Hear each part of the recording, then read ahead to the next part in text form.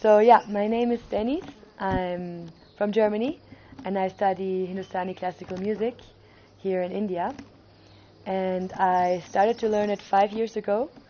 And I came to the music because I wanted to learn something exotic, something different. I was doing Western classical music when I was younger. I was learning classical singing, some piano.